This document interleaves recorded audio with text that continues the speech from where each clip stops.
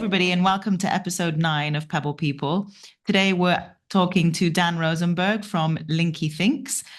He's CEO. He joined the company in 2021, if I'm not mistaken, coming from another startup. But he will tell us a little bit more in his own words. Welcome, Dan. Thank you so much for having me. Thank you for being here. We like to do these in studio usually, so bear with us if there's any technical glitches. Yeah, I'm very grateful that you've given me your time to have me here. Perfect. Thank you. Do you want to tell us a little bit about LinkyThinks and about yourself and how you're involved in it, please? Sure, of course. So, Dan Rosenberg, co-founder and CEO of LinkyThinks. LinkyThinks is, as you mentioned before, a children's education startup that is all about teaching children the critical human-centric life skills that one needs to navigate the world freely once you finish school. But we teach those skills, or the attainment of those skills, alongside the topics that you have to learn at school, mandated by the curriculum, which makes us a little bit unique. And our core focus is working directly with parents and teachers to support the attainment of those skills in children. We also work with schools. We do a variety of different things to do that skill building exercise, whether that's through tutoring, online or in person, through digital downloadable learning resources, through teacher training, in-person experiences, and more. And yes, you mentioned that I came from a previous company that wasn't in education. I don't actually have a background in education. My interest in children's education comes through two things. One, I'm a dad of three. So I'm Amazing. right in the thick of stress of entrance exams and trying to make sure that my kids are doing well, but also mentally stable, which is difficult when your kid's 10 or 11 about to do horrible exams. And my brother, my co-founder, who came up with the LinkyThinks concept a number of years ago, brought this to the table. And whilst I only joined full time in 2021, I was a non-executive director of what became LinkyThinks from 2019. So whilst, again, my background isn't in formal education, I'm very much invested in the idea of purpose-driven, effective education for children. Yeah. I think you've touched on something super interesting that I hear a lot from parents, but also from educators, is that there are the formal educators, those that have trained and are experts in it. And then there's the people that have to do it because they are parents, because they are uncles, aunts, whatever it is. And so we are all in the business of education in some way. So I think what you're saying around, might not be formally an educator, you are because you're a dad. And so tell me a little bit about how that process was for you to suddenly be like, now I've got, 3 children that I have to support, through the process of education and school and just general life skills. I found it extremely daunting. I still do. It's not actually my strong suit, is helping my kids with their homework or getting them through their schooling. My passion is raising them as people. Mm. And that has come through raising them, whether it's sitting down and having conversations with a 4-year-old in not speaking down to them. And I was passionate about that, as was my wife, about making sure that the people we were bringing into the world were good people, well-rounded people, interested people, because interested people make for interesting people, and interesting people have access to more opportunities than uninteresting people. Mm. And it's an odd one. So I always start by saying I don't have a background in education, and I think I'm setting myself up for failure in the conversation saying that, because actually, if I look at my entire working career, I am actually in education and have been for a very long time, but it wasn't in what you'd necessarily consider education. In Hmm. my previous business, I was the operations director of what was ostensibly a construction material supply company focusing on sustainable manufacturing and eco-friendly construction. And the role that I took on after doing various other things in the company to get it where it needed to be was being the public face of the company, educating geotechnical engineers and landscape architects about the virtues of swapping out concrete and steel for these new, more sustainable products that we were getting them to specify for. And it was really quite fulfilling, the idea of standing in front of a room full of people and informing them about something that, yes, they were chartered professionals and I wasn't, but I was introducing them to new concepts and new ideas, and had this skill set that it seems, had been instilled in me to talk to other people by my parents. It was something I'd learned at home, not necessarily at school, even though my schooling had some sort of a positive impact on that. And towards the end of 2019, I got very heavily into podcasting. Mm. And incidentally, a mixture of me standing on a stage, going from city to city to city, pitching and doing continued professional development seminars to these professionals, having children and struggling to have children, going through a fertility journey with my wife, and also getting into podcasting, realizing that the value in effective, confident communication. So suddenly I had Forrest Gumped my way through this public speaking fear that everybody seems to have. I also have it and had it. I also was feeling very, very alone because my wife and I lost 5 babies between our second and third child, something that she went through physically and I was more adjacent to, but I've talked about that ad nauseum on other podcasts. But the main reason why I struggled was because it was taboo and we didn't talk about it. We couldn't talk about it. In 2019, there were like 4 podcasts that were big, and there certainly weren't many that talked about parenting or fertility issues that specifically affected fathers. And there are a Yeah. wealth of podcasts that support mothers, and they're amazing. And I'm sure there's more that will continue to be made, and they're wonderful. But at the time, there were no dads talking about what it's like to feel like you have lost this masculinity by not being able to have children, or what it's like to sit next to your partner as she's going through a miscarriage. Yeah. And it was at the same time, I am standing in front of people pretending to be confident and putting on this facade. I'm wearing a 3-piece suit, perfect hairdo, flowery shirts, going, look at these amazing products. So I'm getting the value of public speaking, but I'm also putting on a pretend pizzazzy show. I'm listening to podcasts with stand-up comedians talking about some of the darkest, deepest, most upsetting, horrible things. And it's making me feel not alone because at the time I'm feeling very alone. Right. So obviously I've got some level of hubris where I went, I think I can do this. And my Hmm. wife and I started a podcast. And it became initially about fertility and parenting. And then it transformed into something completely different. Started talking to breast cancer survivors or husbands of people who didn't survive breast cancer, talking to a woman living in Nigeria who had albinism and was set on fire by a witch doctor, talking to actors, artists, scientists, and just average Joes who'd been through what might be considered quite common things but weren't commonly talked about. And so this leads to me answering your question. Turns out I'm an educator because I was talking to people about things and pulling these insights and then it's spreading them and then giving my own opinions that I'd never really felt free to express before. And it became this wonderful, freeing, fulfilling thing that when my brother in 2019 says, this LinkyThinks concept that I've started putting together with physical learning resources and tutoring concepts, I think I need some help just making this into a business. I went, well, skill set number 1, business. I've got that. Skill set number 2, selling, talking about it. Even though I don't have a background in formal education, I think I can help you get this off the ground. By 2021, thanks to the pandemic, the demand for digital learning went through the roof, as Mm. did the early years of what was LinkyThinks. And that imposter syndrome had kind of gone away.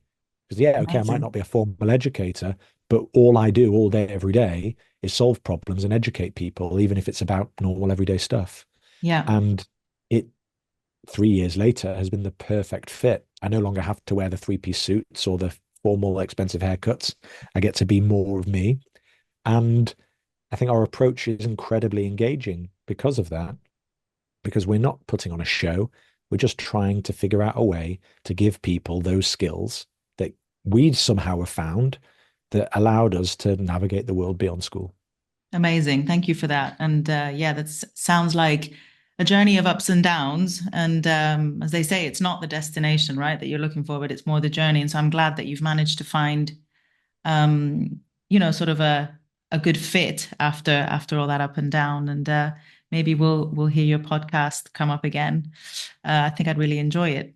One thing though I wanted to ask you is that you're talking about giving people or children these skill sets while they're in formal education. How much time and energy does it take away from formal schooling if you are in fact doing it in tandem or in parallel?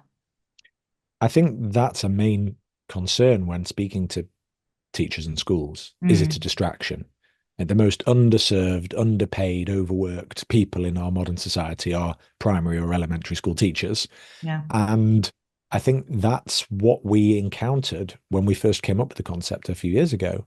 Was here we've got these amazing products that, let's say, I've got one product that we actually don't make anymore. It's now a digital product. The How Do I Feel wheel. How do we teach emotional literacy to children? And it's a tabletop game whereby you link inside emotions with external expressions of those emotions and add vocabulary to them. So we're going, these are amazing. And everybody goes, yes, they're wonderful. We don't have time, or we don't Mm, have the money, or yes, that is wonderful. I'm the bursar for the school. That's extracurricular. We don't have a budget for it. right. So we went, right, okay, how do we figure out a way to solve these problems alongside curriculum topics? So not taking time away from what the teachers have to teach. Can we solve that problem of skills attainment, which is really hard and really hard to assess, by the way, at the same time as teaching the Key Stage 1 or Key Stage 2 English curriculum, at the same time as giving the teacher maybe a little bit more breathing space and time? Are Yeah. those three possible? Are those three problems that need solving? Well, it turns out they're definitely problems that need solving. Okay. Are they possible? Yes, just very, very difficult to do. So we set out to do that. And it was a big leap we took just over a year ago because not myself and my brother weren't formal educators. We didn't, the one downside to that was we didn't have an in-depth knowledge of the curriculum. If we're looking at, let's say, the UK British education system. So we brought on our first non-Rosenberg full-time member of staff, Victoria Levy, who's our now head of primary education. And she said, right, okay, these products you've got, let's digitize them. Let's make them as accessible as possible.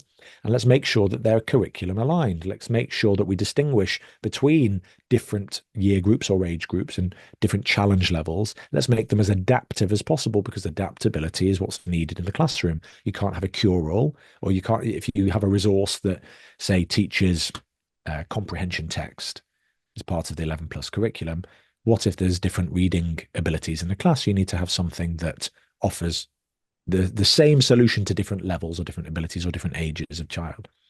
And we came up with the concept. We launched the content on our existing platform after redeveloping our existing digital platform back in January 2024, so this calendar year.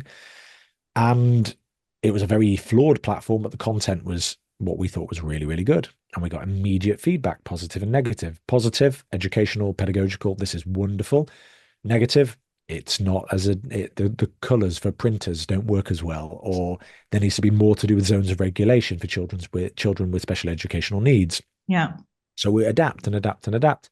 And we now on that platform, because the platform's about to be relaunched this coming January 2025, because we've just been through an investment round to really develop something quite special in terms of tech, that there's now hundreds of resources on the digital LinkyThinks platform that cover all English language curriculum aligned topics like creative writing, comprehension, vocabulary, spelling, punctuation, and grammar, as well as the literacy topics that we say are valuable or we know are valuable to make a well-rounded person, like emotional and social literacy. And as time goes on, as we add new products or new items to those libraries every month, there'll be other topics as well once we start expanding our team and increasing the skill set within the team to things like financial literacy, to things like topics in science and humanities as well.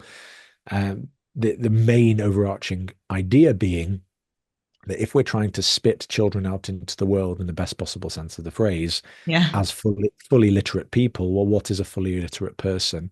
Yeah. Imagining that literacy as a concept is misunderstood as only being reading, writing, and speech. We would call that language literacy. And if you imagine that's one circle of a Venn diagram of many circles, other overlapping circles would include emotion and social literacy, critical literacy, so logic and reasoning, fact versus opinion. Then you've got media literacy, then you've got financial literacy and other types of literacy that when they all overlap in the middle, you have what we would call a linky thinker. or a literate person. And a literate person is not a hyper specialized person who, at the age of 16, has chosen they're going to do medicine and go off to be a cardiologist for the rest of their lives, which has tremendous value, but it doesn't apply to every single person. What is more applicable to every single person is an overlapping set of useful human-centric skills that can't be taken over by AI or automation. And those skills give that individual, no matter their economic background, no matter their race or ethnic background or perceived ability or lack of ability, it will give them better access to social mobility and therefore opportunities to seek fulfillment. And that's what we're proving we can do. And I say proving because the main overarching thing is it's very difficult to assess for a skills attainment.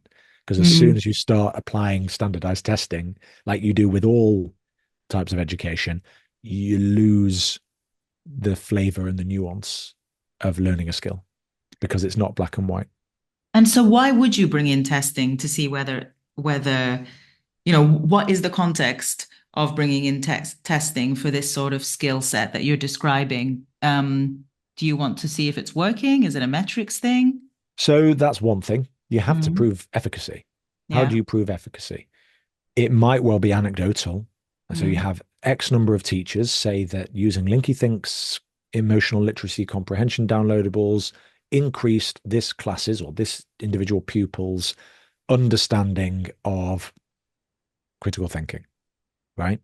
But that's firstly anecdotal evidence, so it's not real evidence, Yeah. and it's not quantifiable.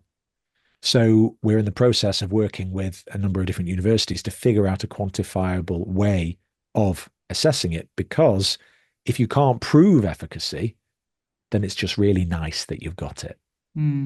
Yeah. The problem with standardized testing is, in our humble opinion, it's one of the major issues with the education system as a whole. If you standardize tests when you know, especially with modern understandings of neurodiversity or need, as soon as you standardize something, you exclude the extremes, or you cater for one extreme and not another and leave out the middle.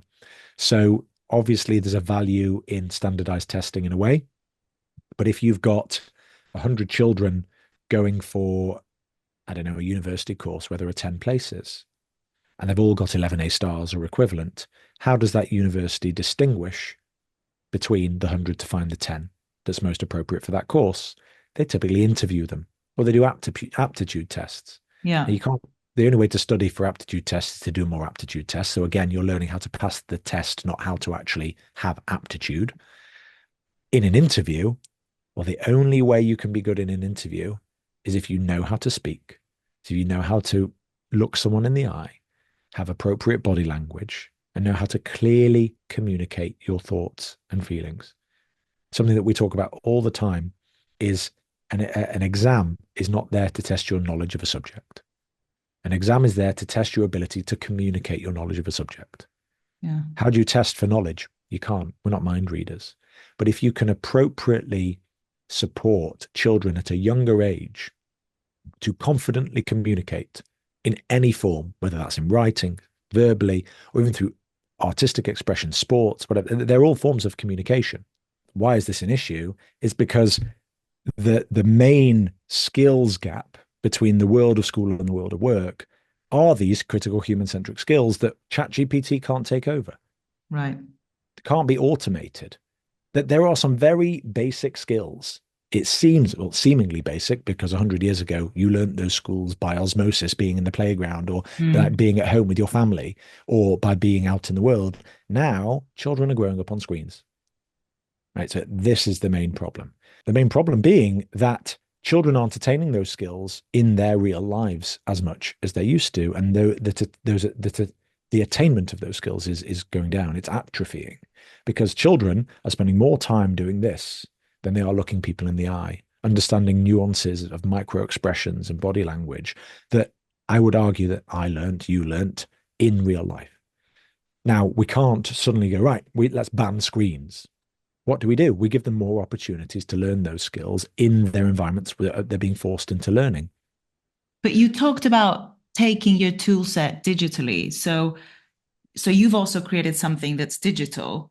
And now we're obviously advocating for more in-person interactions, right, with people that helps develop those skills. So tell me how you marry those two things, which on the surface seem like they're opposing each other, but Absolutely. So the digital side of what we do, aside from Zoom lessons, right, mm-hmm. which it's the most human form of digital interaction, right? Yeah. Everything we have designed is catered to the teacher or the parent, not the child. Now, when I turn to talk about that in terms of catering digitally to the parent or the teacher, so it is as accessible as possible. The Okay. child, if they are in the standard Western education system type of school, for the most part, they're still using printed paper. Mm. Writing as a skill is not being written out of the curriculum anytime soon, I would hope. So the children who are interacting with LinkyThinks are typically interacting with LinkyThinks with pen and paper, pencil and paper. If they're in a nice, lovely modern school that's trying to be paperless, it'll be on a tablet. But they're still utilizing the same skills, just not with paper, just on a form of tablet that's allowing for that. All right. Now, obviously, we do a lot of online tutoring. It's a Yeah. big chunk of what we do, group online tutoring for up to 20 children at a time in a class from all over the world. Mm-hmm. Now, yes, it would be wonderful if that was all in person, but then that's not inherently scalable. It's not viable. But there is arguably a skill in being able to talk to somebody in a Zoom room or in some sort of remote call. This is a skill that we all had to learn during COVID, right? The ability to still be professional, make sure you're actually wearing trousers and not being silly behind a Zoom screen. And that is something that one has to go through to learn. And we are finding that's incredibly effective when we have these classes of children who, now, when we started doing those in 2020, so nearly 5 years ago, those children are now in the thick of their GCSEs or like pre-GCSE, our first cohort, and they are doing phenomenally well. Not just getting them through their 11 plus, but getting them through their secondary school with those skills. And there's another question I get asked is, why is this important now? Like, lots of schools do things on public speaking. Lots of schools help children with sort of soft skills, as they used to be called. Well, yes, many do. We're not the first people to focus on skills. Like, some of the biggest names in education have talked, like Yuval Noah Harari talked about it on a podcast like 2 weeks ago. Like, these are the most essential things. But that doesn't mean people are actively doing something that can be rolled out to millions of children. Yeah. They're Yeah. just agreeing with us that it's a problem that needs solving, Yeah. and that it's a difficult problem to solve. Also, the majority of people in a position to provide solutions to that problem are typically aiming it at the upper end of formal education or even beyond formal education, undergraduate, postgraduate, or early working life. Because, well, it's figures that are quite prominent. The education to work skills gap in the English speaking G20 countries is going to cost those countries trillions of pounds over the next decade, whether that's through the soft skills, the human-centric skills we talked about, or digital skills as well. Because the now no longer children, people coming out of the formal education system in the Western world are not learning those skills. Yeah. They're learning to pass exams. Yeah. So our logic is, well, the niche in the market, because there are thousands of companies, if not more, who are focusing on adult education. Why not start earlier? Yes, it's more difficult, but I have proven anecdotally with my own children that I can teach them the value of doing something difficult, even if you don't want to do it.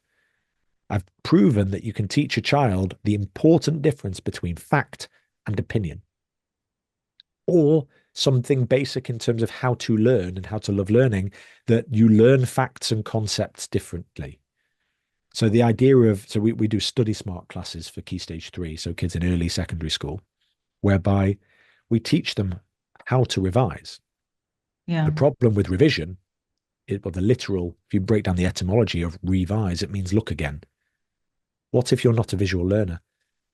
What if you do better through speaking and presenting, or through kinesthetic learning through movement? Revision, sitting down with a highlighter and just reading and rereading and rereading and rewriting, might not work for you. So we developed a method aptly named the CRAP method, mainly because it's easy to remember as an acronym if it's funny and it's not so rude a word that kids can't say it most of the time. Yeah. Firstly, I is probably enjoy saying it because it feels a bit certainly. But if you start off, you'll say, right, you need to learn, I don't know, a text to do with Henry VIII's wives. Yeah. You start off with C, categorize.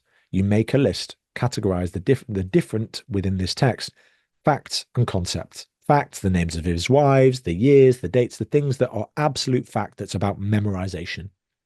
And then a list of concepts that you need to understand. So you need to learn them differently. Then R, rephrase it. Take the entire passage and rewrite it in a different way in your own words. Write it in 3 or 4 different ways. So you're creating a form of memory association with the information, knowing that you've got to learn the 2 different categories differently. Then A, associations. If you've got to memorize a list of things, you can use acrostics or peg method or other forms of memory techniques, and YouTube is filled with them. And we go give a list of them as well with our resources that come with these courses. And then P, presentation. If you stand in front of your parents or your siblings and you give a little presentation, even if it's reading from a piece of paper, you are going to better memorize and understand that topic. Put it all together, the CRAP method, and you've now revised better than you've ever done in your life. Right. Right. So things like that are proving to work. Yeah. And so, for example, something like the CRAP method, would that be something that you would teach educators how to teach within their environment, or would it be something more that you would teach directly? How would, if somebody was learning via LinkyThinks or was in some ways, involved in the program, how would they come across the CRAP method? For example, I'm trying to sort of picture how that might fall into place if they were at a So school yeah. that used you guys, for example. So it would be a multitude of different ways. But if you think about it, how would a child access that? Because the child Yeah. is the beneficiary. Yeah. They would access it through one of our online group classes for Study Smart. Okay. The parents and teachers would access it as one of our digital downloadable resources. Okay. And all being well, from January, when we have launched the new platform, we'll be also adding a learning management system for teacher training that will involve sort of video lessons on this alongside the digital learning resources, where the teacher would have to demonstrate their understanding and possibly attainment of skills by answering a series of questions, or it's not finished yet, so I can't really go into the depths of it, but demonstrating their understanding of the subject matter so that they can say, well, I'm a LinkyThinks accredited Study Smart teacher or whatever. Mm. And so it's not as if one of our resources is only applicable in one particular way. If, let's say, a great example, you can get one of our creative writing resources is called a slow writing froggy fortune teller. So do you remember in the playground where you'd cut a square and fold it in a certain way and write numbers Yeah, that one. and Yeah. you do this with your fingers and Yeah, pick a that was number. fun. So we created a learning resource, well, 2 learning resources for different age ranges, one for Key Stage 1, one for Key Stage 2, to teach slow writing, whereby Mm. you learn how to write using different methods, different sentence lengths. Right, start with an opener, start with start with an adverb, start with something else. And so one of our values as a company is that everything we put out into the world has to have educational value, even our adverts, right? So if you live in North London or certain parts of Cheshire over the last few weeks, you're likely to have had a LinkyThinks promotional brochure through your front door. Right. And within that brochure is a free learning resource that you can cut out and give to your child, and they can turn into one of these. But that is also available on our site via the downloadables platform. And it's the type of thing that you might end up having used with your child in school, or it might come home in their school bag for homework. Right. So there's various different touch points whereby parents, teachers, schools, and ultimately children will access the content that we put out into the world. That's amazing. It's a really good idea. It's so good to have something useful, right, in the post rather than just, oh, here's a bit more Well, promo. that's the thing. And all marketeers are like, well, you should only be promoting 10% of the time, 90% of the time should be other stuff. Well, why can't the entire thing that you do just be putting good out into the world? Yeah, exactly. Yeah. So one thing that comes to mind as you're talking about educating the educator. So You mentioned having somebody being certified by LinkyThinks, right? For example, like a teacher.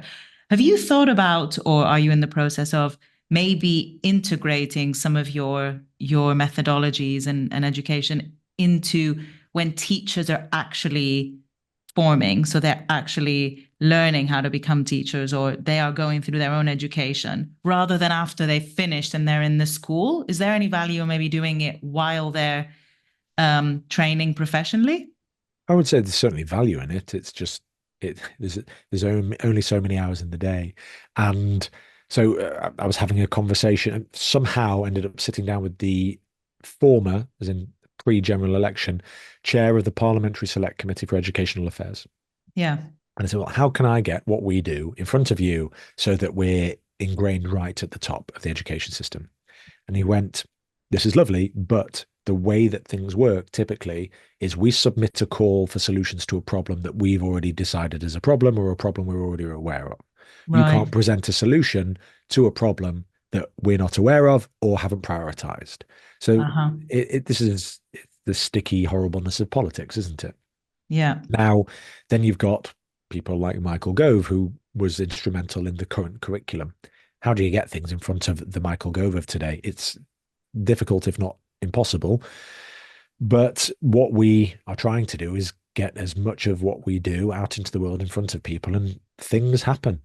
Yeah. Something that is not quite there yet, but we were approached by someone within the design world only a few weeks ago to ask if we would design some educational play spaces. And I don't mean playgrounds.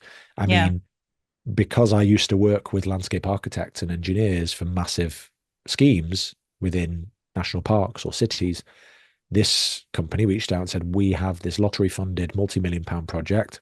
We want to add an element of educational value to a nature trail. Mm-hmm. Can you help us design it? So the Yeah. answer is yes. We've just today made sure we've got all the relevant professional indemnities and covers and make sure that we are able to actually supply our services to these companies because it's quite difficult to get accredited, but we've got through our cover today. Amazing. And Congrats.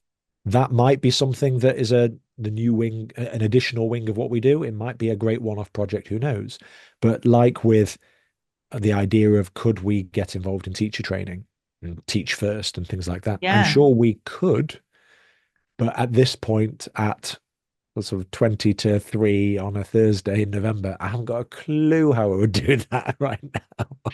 Yeah, I guess the implementation of it is a little bit more complicated, but I guess my question was, do you see value in getting in there early rather than after they've trained? I guess that was more than how you're going to 100%. do it. It's more like, do you see value in it, or are you good doing Yeah. it later on, Yes, absolutely. There's value Yeah. in it. There's Yeah. value in us because our focus being on key stage 1 and 2 is not by virtue of choice, but by virtue of what we've done really well for years. Yeah. We're already branching into key stage 3 and into GCSE and A level. What we do lends itself really well to all forms of learning, all ages, from early years all the way to sort of other professional skills. Yeah. We just haven't got the capacity to do it all at once. But something like that, sort of going for teacher training, is certainly a valuable idea. I'm just now that's giving me anxiety. Like, how do we fit that in? That would be. Do I Well, know anybody at any universities? Things like that. I mean, it could just start with like a guest lectureship, like Yeah, of course. Yeah. it like something as basic as that. But anyway, that sort of was one of my ideas there. I so a couple of just sort of closing things that I wanted to touch on. I think one of them for us is, as you know, Pebble is all about activity providers, and we're also branching out into wraparound care. Like we already have some wraparound care things to book on our website. So one of the things that also comes to mind is, yes, I think the LinkyThinks concept and the educational tools are great for teachers in the classroom with a curriculum. But what do you think about applying it to, you know, educators outside of that environment. So the activity providers that are spending a lot of time with the children, or even the wraparound care providers that tend to be there tend to be a crossover between an activity provider and a wraparound care. What have you got any resources for them? What kind of advice do you think you could give them? And maybe that's another branch out that they're also spending a lot of time. And sometimes they don't have to follow a specific curriculum, so they have a bit more freedom, perhaps. Mm. I think there's a lot of value in what you're suggesting. Our focus to date with what we've been making and providing has been parents and teachers of children of around primary school age who learn or speak English as a primary language. Yeah. There are publishers and educational resource providers that make many different types of resources that could be used from just a coloring in item to sort of an AI generated text for A level. The problem with a number of those solution providers is they tick one of the many boxes that we're trying to tick, which is saving teachers or care providers time. Right? Yeah. Oh God, right. It's bonfire night. Let's get a picture of fireworks to just color in. We could do that, but what's the educational value? Mm. So another thing that we were talking about doing a while ago that just hasn't come off yet is because we've got some relationships with various partners in the Middle East, like in Saudi Arabia and the UAE, dealing with Emirates Yeah. or other airlines, whereby they give out these coloring packs to kids. If you've ever flown with any of those top premier airlines, but they're normally just like, here's a little picture of a kid smiling on an aeroplane, and you get three colors like red, blue, and green. Could we create a resource, like white label it for them, and it's printed wherever they want it printed, or if they want it carbon balanced and printed sustainably, we do that in the UK. And we provide not just a time saving thing to keep a kid occupied while they're on a 10-hour flight to Dubai, but an actual educational resource that they are learning aspects of English etymology to do with aviation, or something to do with the actual airline itself, or to do with phrasing English to Arabic. Not that that's our skill set, but it might be popular because it's a Middle Eastern airline. Yeah. So I think the difficulty is, how do we create constantly, prolifically create resources of educational value that serve as many different needs as possible without overstretching and becoming this beige multi-thousand resource library that many other people have created. Like, we're Yeah. not an educational publisher. We Right. publish educational resources as part of our mission to fulfill our purpose of giving these children access to skills. Right. So, great example. We've got a considerable number of followers on social media through a series of videos we did in 2023. Haven't done any for a while because they're very difficult to produce, but they have to be educational. Let's put out videos on grammar topics that people really hate or get wrong all the time. Yeah. And our most popular video was, how do you know when to use and me versus and I in a sentence? It's Yeah. that typical thing of like Sabine and I, or is it Sabine and me? Well, we figured out a way of remembering it in less than 60 seconds. Remove the other person from the sentence. Sabine and I went to the park. Sabine and me went to the park. Which one is it? Remove Sabine. Me went to the park. No, it's Sabine and I. Mm. There's a picture of Vanya and me. There's a picture of Vanya and I. Which one is it? Remove Vanya. There's a picture of I. No, it must be. There's a picture of Vanya and me. Mm. 4 million views on TikTok, right? Great. So how do we have that same easily accessible educational value in the resources that are really intense and get used every day and further the skills building in a classroom and at home, and also the 60-second tat that everybody wants to engage with online, rather than just having some banal video that people are scrolling through, having something where people go, that was amazing. Even though Mm. it didn't cost them anything, that's them engaging with a LinkyThinks idea. Yeah. Now, we could do that for everything from airlines to national trust properties to pubs. It's a matter of time and resources, isn't it? Yeah. No, for sure. For sure. But it's exciting because I feel like there's many applications, right, to sort of learning the life skills, and what do you prioritize, we were talking about before, and how do you get in, and sometimes, as we both know from being in a startup, sometimes you think the really great idea that is going to be the winner is actually the one that doesn't take off, and suddenly some tangential thing presents itself with an opportunity that is like, whoa, I really didn't realize this was going to take off, and it's right place, right time, right? So it's not always Yeah, what you think is the right thing. It's just what actually happens. So for sure. 100%. The product pulled up here, this sample of the How Do I Feel wheel was a perfect example of that. I think we launched it in 2021. It very quickly became our best-selling physical product. Talking like we couldn't make them quickly enough. Wow. But because of various factors, like just an increase in raw material costs and a decrease in demand, well, it was more an increase in material costs, and we didn't want to outsource manufacturing to the Far East or to India or anywhere. We wanted to make it as sustainably and as ethically as possible. We could not make that product at an affordable price to sustain a business on, or to allow a parent or with a child who had special educational needs to be able to buy from Yeah. Amazon or where else. So we had to, well, it was one, I think it was someone who worked for a charity went, have you considered making this a digital resource? And this was before we'd done a few digital resources, but we hadn't really got the platform to make them available. We thought, well, we could. Well, so you print it and then cut it out, and oh, it has the same value. Let's try that. And now it's one of our most popular digital resources. Amazing. Yeah, So that's again, great. it came through something not really, well, seemingly not going very well, that we could no longer reasonably make this affordably and ethically.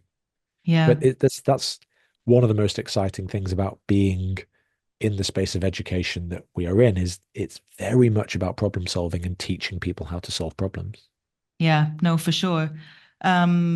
Dan, it's been such an interesting chat. I've really enjoyed it. I've learned a lot about LinkyThinks, and I've got so many ideas that I won't share with you now because I know I've given you anxiety with mine.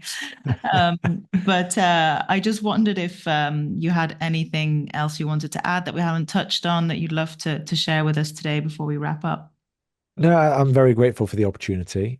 So if anybody wants to look into what we do, we're very easy to find. Just Google LinkyThinks on every social media platform imaginable. It's LinkyThinks. I'd say the most exciting stuff we put out in the world is on Instagram or TikTok. Not that I'm advocating that your children should be on there, but for you as parents or teachers. And if you are a teacher or a parent or a school and want us to come in and do a workshop for you free of charge, let us know, because we're all about sort of trying to make sure that what we offer fits you. So we're not one of these companies that charges a couple of grand for us to come and talk at you. We'll happily do something a little bit more fun and flexible. But ultimately, it's just been a real pleasure to chat. Could have done this for 3 hours. I know, likewise. Time flies when you're having fun, eh? Absolutely.